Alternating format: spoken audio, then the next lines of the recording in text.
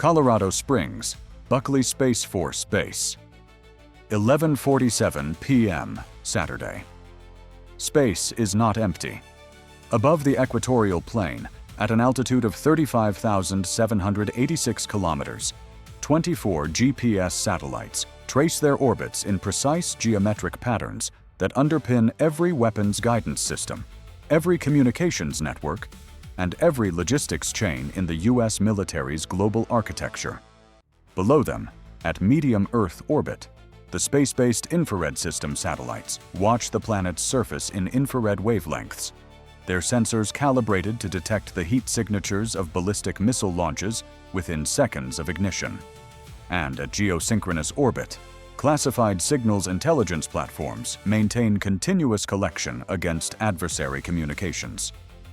The entire architecture, GPS, SBIRS, signals intelligence, is the nervous system of American military power. It is also, in the PLA's assessment, its most vulnerable point. The PLA Strategic Support Forces Space Systems Department had been developing anti-satellite capability since 2007, when the SC-19 Direct Ascent Kinetic Interceptor first demonstrated its ability to engage a satellite in low Earth orbit by eliminating a defunct Chinese weather satellite. The demonstration had been deliberate, it had been observed, it had been analyzed, and it had been the beginning of a 17-year development program whose latest iteration, the SC-19 Block 3, had a maximum engagement altitude of 36,000 kilometers. Geosynchronous orbit, the altitude where GPS and SBIRS lived. The SC-19 Block 3 had never been tested against an actual target above 20,000 kilometers. The PLA's test program had been constrained by the debris field that any high-altitude intercept would generate.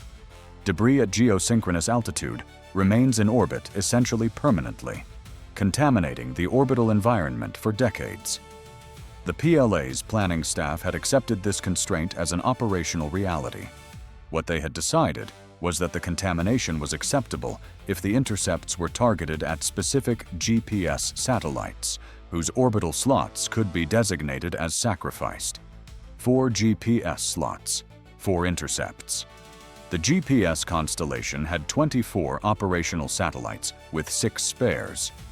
Losing 4 would not eliminate GPS. It would degrade it, reducing coverage in the Western Pacific to approximately 70% of nominal accuracy, and creating windows of near-complete outage of up to 22 minutes per orbital cycle in specific geographic areas.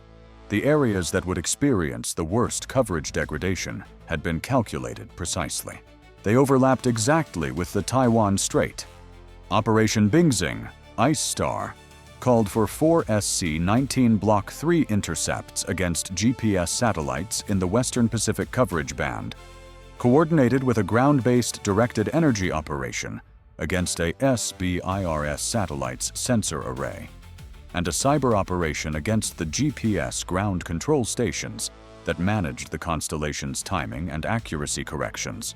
The combined effect, in the PLA's damage assessment model, would degrade U.S. precision weapons employment in the Taiwan Strait operational area by 60 to 70%, for a window of 36 to 48 hours, enough to execute the strait crossing before GPS-guided precision weapons could be reliably employed against the amphibious fleet.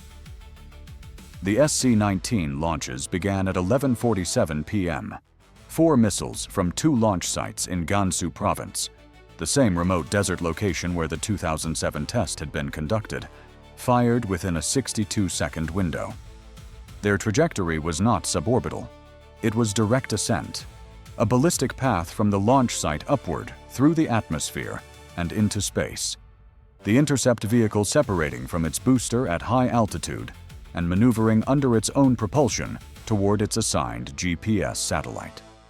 Time from launch to intercept for the closest target, 41 minutes. For the farthest, 67 minutes. The space-based infrared system detected the SC-19 launches at 11:47 p.m., not from the GPS monitoring network. From SBIRS itself, the SC-19 Block 3's booster stage generated a thermal signature on launch that SBIRS was specifically calibrated to detect as a potential ASAT threat following the 2007 demonstration. The SBIRS operator at Buckley Space Force Base was 24 years old and had been in the role for 8 months. Her display showed 4 simultaneous launch signatures from Gansu Province, with trajectory analysis indicating direct ascent profiles toward medium and high Earth orbit. She had trained for this scenario in simulation 11 times. She initiated the ASAT threat alert at 11:47 p.m., 22 seconds after the first SC-19 cleared its launcher. The alert reached Space Operations Command at Peterson Space Force Base, U.S. Space Command, and INDOPACOM simultaneously at 11:47 p.m. The Space Operations Command duty officer had a pre-authorized response protocol for a direct ascent asset threat against GPS assets. The Satellite Protection Protocol, which had been classified and pre-delegated at the Space Command level following the 2007 SC-19 test. The protocol's first action was not counter-engagement. It was constellation management. The GPS constellation's ground control station at Schriever Space Force Base began executing pre-programmed orbital adjustment maneuvers for the 4 targeted satellites at 11:49 p.m., 2 minutes after detection. GPS satellites are not agile spacecraft. An orbital adjustment maneuver requires hours to execute meaningfully. But the maneuver's value was not in moving the satellite out of the SC-19's engagement envelope in the next 41 minutes. Its value was in 2 other effects. First, the maneuver changed the satellite's precise orbital parameters, which meant the SC-19 intercept vehicle's pre-programmed intercept solution, calculated before launch from the satellite's predicted position, was now tracking a position that the satellite would not occupy at intercept time. The intercept vehicle would need to detect and track the satellite independently using its own onboard sensors, increasing the engagement difficulty. Second, the maneuver transmitted a clear signal to Space Command's adversary monitoring systems that the U.S. was aware of the ASAT threat and was responding. The signal was deliberate. The awareness it demonstrated was intended to inform subsequent decisions. At 11:51 p.m., Space Operations Command activated the pre-positioned cyber response against the SC-19 ground control network. USCYBERCOM had maintained persistent access to the PLA Strategic Support Force's satellite communications ground infrastructure through a supply chain vulnerability identified and preserved for 19 months. The access had never been activated. At 11:51 p.m., it was activated across 3 SC-19 command relay stations. The effect targeted the intercept vehicle's mid-course update link, the communication channel through which the ground control network transmitted trajectory corrections to the intercept vehicles during their 41 to 67-minute ascent to intercept altitude. Without mid-course updates, the intercept vehicles would be operating on their pre-launch intercept solution, the solution that had been calculated against the satellite's original orbital parameters before the maneuver adjustments were executed. The cyber operation did not sever the link. Severing it would have been detectable as active interference and would have triggered a switch to backup communication protocols. What USCYBERCOM executed was data corruption, introducing subtle errors into the trajectory correction data that made the corrections appear valid, while directing the intercept vehicles toward positions that would be slightly but critically offset from the actual satellite positions at intercept time. The errors were in the range of 0.3 to 0.7 degrees of pointing angle. At geosynchronous intercept altitude, 0.3 degrees is approximately 180 kilometers of miss distance. A kinetic intercept vehicle that misses its target by 180 kilometers achieves nothing. It continues in its own orbit indefinitely. The directed energy component of Bingxing activated at 11:52 p.m. a ground-based laser installation in Xinjiang province, one of 3 PLA facilities assessed by NRO satellite imagery as capable of directed energy operations against space assets, began emitting at a wavelength calibrated to degrade the sensor array of a specific SBIRS satellite in geosynchronous orbit. The laser's power level was sufficient to cause temporary sensor saturation, effectively blinding the satellite's infrared sensor for the duration of the illumination, not destroying it, blinding it. A blind SBIRS satellite could not detect ballistic missile launches in its coverage zone. The Taiwan Strait was in its coverage zone.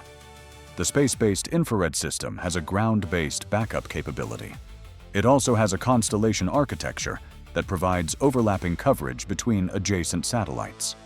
The satellite being targeted by the Xinjiang laser had 2 adjacent SBIRS platforms whose coverage zones overlapped with its zone by approximately 40%. The 40% overlap meant that the blind satellite's coverage was not eliminated. It was reduced. The reduction was real.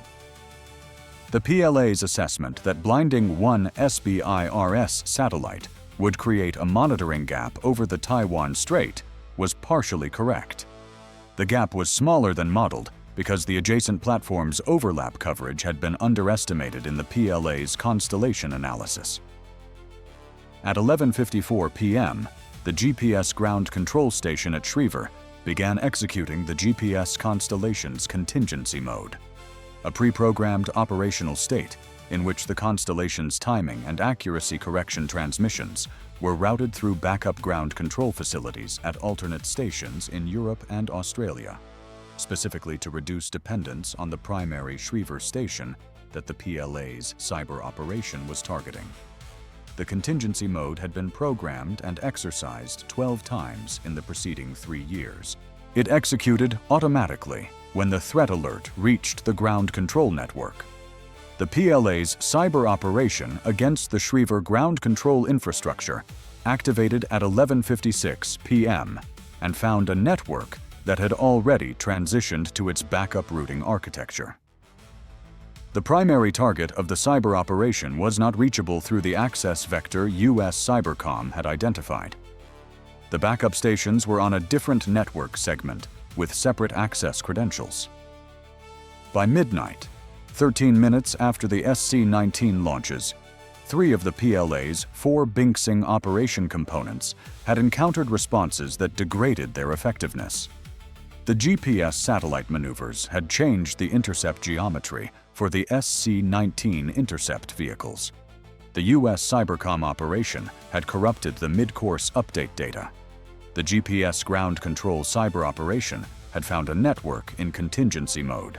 The SBIRS directed energy operation was partially effective, but creating a smaller coverage gap than intended. The 4th component had not yet been deployed. It activated at 12:01 a.m. A PLA electronic warfare capability, designated by U.S. analysts as the Silent Wave System, a ground-based GPS jamming network deployed across 18 sites in Fujian, Guangdong, and Zhejiang provinces, began transmitting at 12:01 a.m. at power levels, sufficient to deny GPS signal reception across a 1,200-kilometer radius centered on the Taiwan Strait.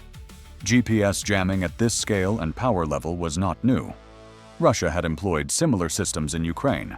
What made Silent Wave significant was its integration with the Bingxing operation's kinetic and cyber components.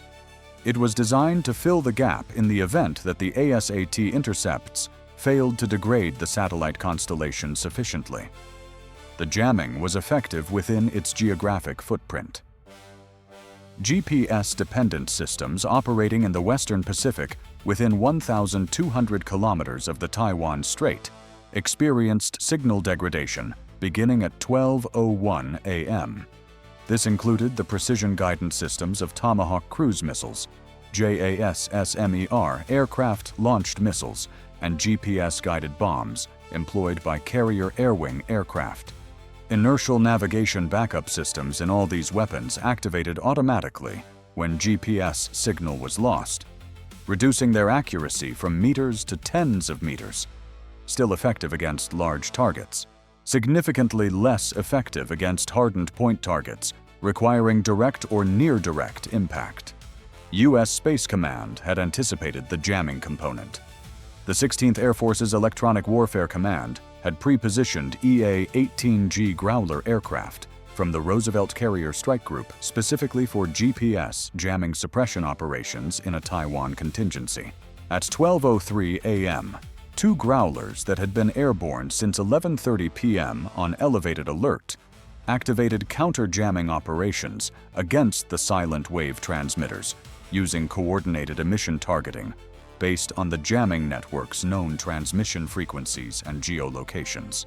Counter-jamming at the Growler's power level could not neutralize the silent wave network's ground-based transmitters. The physics of power versus distance favored the ground stations. What the counter-jamming accomplished was creating interference patterns that reduced the jamming effectiveness within specific geographic corridors. The approach vectors that carrier air wing strike aircraft would use if operations over the strait were required. Within those corridors, GPS signal quality improved from completely denied to partially degraded. Partially degraded GPS at modern weapons accuracy standards still produces militarily effective results against most target types. At 12:04 a.m., the Space Operations Command activated the Satellite Protection Protocol's counter-engagement component. The protocol included authorization to employ ground-based directed energy systems against the Xinjiang laser facility that was illuminating the SBIRS satellite. The U.S. Space Force's ground-based laser system at Maui Space Surveillance Complex had been tracking the Xinjiang facility since 11:52 p.m. when the SBIRS satellite first reported the directed energy illumination. At 12:04 a.m., the Maui facility transmitted a directed energy pulse at the Xinjiang installation's primary optical aperture. The transmission was not at a power level that would cause structural damage. It was at a power level that would cause sensor saturation in the laser system's own targeting optics, effectively blinding the Xinjiang facility's aiming system in the same way the Xinjiang facility was attempting to blind SBIRS. The Xinjiang laser continued transmitting, but its pointing accuracy degraded immediately. The SBIRS satellite's illumination reduced from sustained direct illumination to intermittent near-miss illumination within 90 seconds of the Maui response. The SBIRS sensor array began recovering from its saturation state at 12:06 a.m. The SC-19 intercept vehicles reached their intercept altitudes between 12:28 a.m. and 12:54 a.m. All 4 intercept vehicles activated their onboard sensors to acquire their assigned GPS satellites. All 4 were operating on corrupted mid-course update data from the USCYBERCOM operation. All 4 acquired their targets. The GPS satellites were visible to the intercept vehicle's sensors at intercept altitude. All 4 executed terminal maneuvers toward the acquired targets. 3 intercept vehicles missed their targets by margins ranging from 142 to 287 kilometers. The corrupted trajectory data had offset their terminal guidance initialization points sufficiently that their final maneuver capability could not compensate for the accumulated error. 1 intercept vehicle, the one assigned to the GPS satellite that had executed the smallest orbital adjustment maneuver, limiting the change in its intercept geometry, closed to within 34 kilometers before its propellant was exhausted. It continued in its own orbit. The GPS satellite it had been assigned continued in its orbit 34 kilometers away. No GPS satellites were intercepted. No debris was generated. The PLA Strategic Support Forces assessment at 1:02 a.m. Operation Bingxing had achieved partial effect. The SBIRS coverage gap was smaller than modeled and had been partially restored by 12:06 a.m. The GPS constellation was intact and operating at full nominal accuracy. The satellite maneuvers had been the difference between 4 intercepts and 0. The ground control cyber operation had encountered a network in contingency mode. The silent wave jamming remained active, but was being partially countered in the critical approach corridors. The operational degradation the PLA had calculated as necessary for the Strait crossing timeline, 60 to 70% reduction in U.S. precision weapons effectiveness, had not been achieved. The measured degradation in the silent wave jamming footprint was approximately 15 to 20% in the most critical corridors, less outside them. In the Space Operations Command and at INDOPACOM, the counter-operation to address the SC-19 launch infrastructure was already executing. Designation: Orbital Response, not a space-based counter, a ground-based one. The SC-19 launch sites in Gansu Province had been catalogued target packages since 2009. 31 aim points across the 2 primary launch facilities and 4 supporting command and logistics installations. B-2 Spirit bombers from Whiteman Air Force Base had been diverted from a routine training mission and were inbound to the Gansu target area with updated strike packages transmitted at 12:02 a.m. Their weapons: GBU-31, JDAM for the launch infrastructure, and GBU-28 bunker-penetrating bombs for the hardened launch control facilities. Flight time to weapons release: 61 minutes. JASM-IR missiles from B-1B Lancers on alert at Andersen Air Force Base began their flight toward the Gansu target area at 12:09 a.m. Flight time: approximately 52 minutes. 24 JASM-ER missiles, 12 aim points in the SC-19 support infrastructure.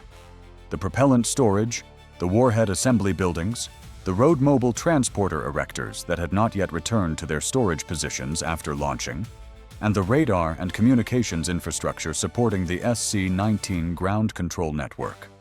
The SC-19 transporter erectors had displaced from their launch positions immediately after the final missile left its canister. Standard PLASSF protocol. They had moved to pre-surveyed alternate positions 40 kilometers from the launch sites. The JASSMER and B-2 strike packages targeted the fixed infrastructure at the launch sites. The mobile assets were tracked by an RQ-4 Global Hawk that had been orbiting at 62,000 feet over the Gobi Desert since 10 p.m., one of the elevated reconnaissance posture assets that had been positioned when Taiwan Strait tensions reached their current level. At 12:19 a.m., the RQ-4's sensor feed showed the transporter erectors at their alternate positions. 6 JASS-MER missiles were retasked to the alternate positions via data link at 12:21 a.m. The JASS-MER first impacts at the Gansu launch sites occurred at 1:01 a.m. SC-19 launch infrastructure. The fixed launch pads, the propellant handling facilities, the assembly buildings, and the command control shelters received precision engagement across 24 aim points, 21 confirmed impacts within their assigned aim point polygons. The B-2 strikes followed at 1:07 a.m., targeting the hardened launch control facilities with GBU-28 penetrating weapons. The 6 retasked JASSMER missiles reached the transporter erectors at their alternate positions at 1:04 a.m. 4 of the 6 mobile launchers were confirmed as non-operational from the RQ-4's post-strike imagery assessment. At 1:09 a.m., 82 minutes after the SC-19 launches, Operation Bingxing's launch infrastructure had been comprehensively engaged. The SC-19 Block 3 had fired its entire first-wave inventory of 4 missiles. All 4 had failed to achieve intercept. The launch infrastructure that would have supported a second wave had been engaged and assessed as non-operational across 21 of 24 aim points. The SBIRS constellation was recovering from partial illumination. The GPS constellation was intact and fully operational. The silent wave jamming remained active. It was a distributed network of ground transmitters that the orbital response strike package had not targeted, as the ground transmitters were inside Chinese territory at locations that required separate authorization not included in the pre-delegated Orbital Response Authority. Time from SC-19 launch detection to GPS satellite maneuver initiation, 2 minutes. Time from detection to USCYBERCOM mid-course update corruption, 4 minutes. Time from SBIRS illumination to Maui directed energy counter-response, 12 minutes. Time from SC-19 launches to first orbital response weapon impact, 74 minutes. SC-19 Block 3 intercepts achieved, 0 of 4 attempted. GPS satellites degraded, 0. SBIRS coverage gap duration, 14 minutes at maximum, partially restored. GPS ground control cyber operation, found network in contingency mode, minimal effect achieved. Silent wave jamming, active but partially countered in critical strike corridors. Orbital response aim points engaged, 31. Confirmed engaged, 27 of 31, 87%. SC-19 mobile launchers at alternate positions, 4 of 6 confirmed non-operational. SC-19 launch infrastructure assessed as non-operational for second wave preparation, yes. U.S. munitions expended, $312 million. PLA Strategic Support Force Space Operations Infrastructure Replacement Value assessed, $4.2 to $5.8 billion. Exchange ratio, approximately 1 to 14.7, the highest exchange ratio in any operation in the series, because the defending side expended mostly pre-positioned cyber capability and electromagnetic counter-operations, rather than expensive kinetic interceptors. Operation Bingxing had been designed as the lever that made the Taiwan Strait crossing viable. Without precision weapons degradation of 60 to 70%, the PLA's amphibious fleet faced an operational environment where U.S. carrier air wings could employ GPS-guided weapons at full accuracy against the crossing. The 15 to 20% degradation Bingxing actually achieved was insufficient to change that calculus. The lever had not moved the weight it was designed to move. The constellation that had stopped 4 kinetic interceptors with 0 intercepts achieved was not a weapons system. It was a management decision made at 11:49 p.m., 2 minutes after detection, when Schriever Space Force Base transmitted the orbital adjustment maneuver to 4 GPS satellites based on a protocol that had been written, exercised, and pre-delegated for exactly this threat. The maneuver had changed the intercept geometry. The USCYBERCOM corruption had amplified that change into a miss distance that intercept vehicle propellant could not overcome. The Maui response had met directed energy with directed energy and restored SBIRS coverage in 14 minutes, 82 minutes. The PLA had attempted to blind the military architecture that made U.S. precision weapons effective. The architecture had seen the attempt coming in 22 seconds. It had responded in minutes. It had been designed to respond to exactly this threat, by exactly these means, because the 2007 SC-19 test against the weather satellite had been the most thoroughly analyzed military demonstration of the preceding 2 decades, and every response protocol in the Space Operations Command playbook had been written with that demonstration in mind. The PLA had initiated the opening act of a space campaign in 2007.